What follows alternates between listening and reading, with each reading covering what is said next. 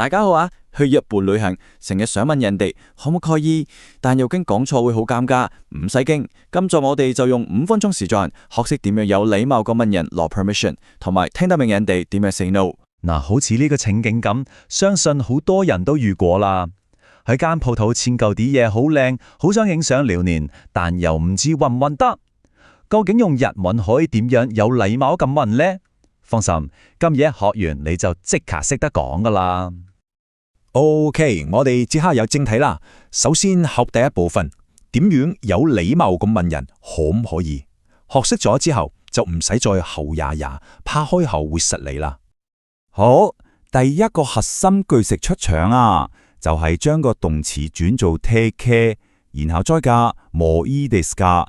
記住去，呢個可以話係慣用 key 嚟噶。你想問我可唔可以做呢樣嘢啊？就是用佢啦。我哋一齊睇下呢個例子。私は明日友達と渋谷に行ってもいいですか？呢句嘅意思就係我聽日可唔可以同朋友去食個啊？你聽得出啦？呢句嘅語氣係非常得體嘅，好似問靜屋企人或者上司咁。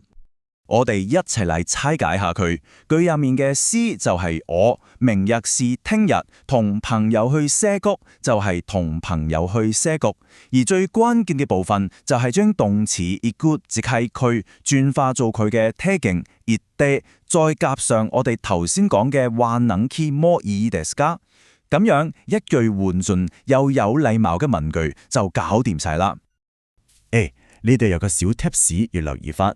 如果你係同啲好熟嘅朋友傾偈，其實你可以講得 casual 啲，例如講行ってもいいか，或者就咁講行ってもいい都得。但係如果對方係長輩、店員或者你唔熟嘅人，就千祈要記得用翻いいですか加個 des 嘅落去，成件事即刻 polite 好多噶啦。頭先係咗點樣問，可唔可以做一個動作？咁如果我想問嘅唔係一個動作，而係一件物件或者一個選項，得唔得呢？例如揀嘢食嗰陣想問揀呢個 OK 嗎？呢個時候就要用另外一個句式啦，就係名詞加でもいいですか？你聽下呢對啊，電話するのは夜でもいいですか？你聽唔聽出個語係有啲緊時間呢？佢嘅意思就係因為我而家好忙啊，一晚先打電話俾你 OK 嗎？我哋再拆解下，呢個最得意嘅地方係電話するの啊，電話する本身係一個動詞，但係只要喺後面加個の，就可以將成個動作打包變成一個名詞化嘅主體，即係打電話呢件事，跟住就可以好順暢咁接我哋學嘅でもいいですか啦，係咪好方便呢？好，學識點樣問人，我哋都要識聽人哋點樣答唔答。如果人哋拒絕你，但你又聽唔明，咁咪好瘀。一齊嚟睇下有邊幾種講法啦。第一種係語氣最重、最荒謬嘅講法，可以話係大腦級嘅近似。動詞 taking 交係 kemasen，你通常會喺啲告示牌上面見到，或者係聽到老師、家長用好嚴肅嘅語氣講，意思就係絕對嘅唔準。我哋用翻頭先係畲谷嘅例子。如果對方要嚴厲咁啊尖指你呢，佢就會講あなたは明日友達と渋谷に行ってはいけません。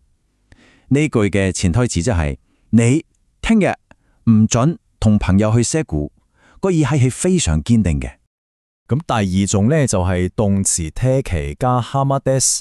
呢個ダメです喺日常生活裏面真係好常用，語氣冇頭先いけません咁強硬，但都係好清晰咁表達咗唔得、唔可以嘅意思。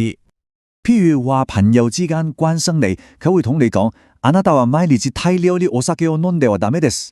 意思就是你唔可以每日都飲咁多酒噶。聽得出啦，係帶少少勸告嘅感覺。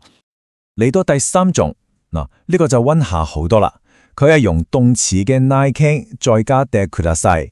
佢嘅意思其實已經唔係強硬嘅禁止，而係變成一種比較溫和嘅請求，叫你請你唔好咁做。佢嘅通係完全唔同噶啦。我哋用翻同一個飲酒嘅例子，但換個講法。而さんには毎日大量にお酒を飲まないでください。哇，個語氣即刻唔同晒，變成一種好溫柔嘅請求。請你唔好每日飲咁多酒啦。感受到個分別位啊。最後一種就係用喺名詞上面嘅禁止方法，同頭先問問題嗰個 case 好似㗎，就係將 demo 換做 dewa 變成名詞 plus dewa damedes 或者 dewa ikemasen，意思就係冇樣嘢係唔得嘅。呢個例子就好生活化啦。formal party 嘅 ikemas，正式的話 ikemasen，意思就係我要去一個正式嘅 party 啊，啜牛仔褲係唔得㗎。呢句係咪好容易記入腦呢？好，去咗咁多嘢，有啲亂咩？唔緊要，我哋即刻用1分鐘時間，快手 recap 一下今日所有嘅重點句式。呢，這正就係今日嘅精華總結啦。想問人哋俾唔俾，問動作就用 temoいいですか，問物件就用 demoいいですか。想講咁多呢，就有最嚴肅嘅 deはいけません，一常用嘅 deはダメです，同埋最溫厚嘅請求ないでください。仲有名詞用嘅deはダメです。快啲 cap 低呢張圖，隨時拎翻出嚟溫書啦。記住啊，學咗就要用，齋聽是唔夠㗎。下次大家去日本，一遇到機會就大膽啲，將今日學嘅嘢講出嚟試下啦，唔好怕醜。咁我想問下大家，學完今日嘅內容之後，你哋腦裏面第一句最想用日文問日本人嘅可唔可以，又會係咩呢？快啲喺下面留言，好我哋知啦。今集嘅熱門小課堂就到呢度，希望真係幫到大家。我哋下次再見啦，拜拜。